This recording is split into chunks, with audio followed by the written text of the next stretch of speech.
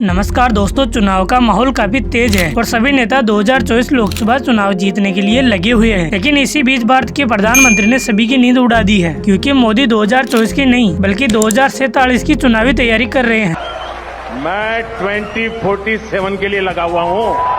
अब सवाल ये उठता है कि क्या मोदी जी 2047 का चुनाव जीत पाएंगे? इसके लिए क्या रणनीति है मोदी जी? दरअसल ब्रिटिश शासन से स्वतंत्रता प्राप्त करने के ठीक 100 साल बाद यानी 2047 तक भारत को एक विकसित राष्ट्र में बदलने के लिए केंद्र सरकार ने विकसित भारत 2047 का एक रोड मैप तैयार किया है। नीति आयोग को विकसित भारत 2047 के लिए 10 क्षेत्रीय विषयगत दृष्टिकोण को मिलाकर एक संयुक्त दृष्टि पत्र तैयार करने का कार्य सौंपा गया था। इसका लक्ष्य भारत को नवाचार एवं प्रौद्योगिकी में वैश्विक स्तर पर अग्रणी देश बनाना है। वही मोदी जी के 2047 के चुनाव की बात की जाए तो मोदी जी 2047 में 97 साल के हो जाएंगे। तो क्या मोदी जी 97 साल की एज में प्रधानमंत्री बन पाएंगे? इस पर कमेंट में आपकी राय दीजिए। मोदी जी का 2047 में प्रधानमंत्री बनने का सपना है, जिसके लिए वह विकसित भारत की थीम पर भी काम कर रहे हैं। मोदी जी 2027-28 तक भारत को दुनिया की तीसरी सबसे बड़ी अर्थव्यवस्था बनाने और 2047 तक इसे विकसित देश का दर्जा प्राप्त करने का लक्ष्य रखा है। इस दृष्टिकोण में विकास के विभिन्न पहलू शामिल है, जिनमें आर्थिक विकास, तत्व विकास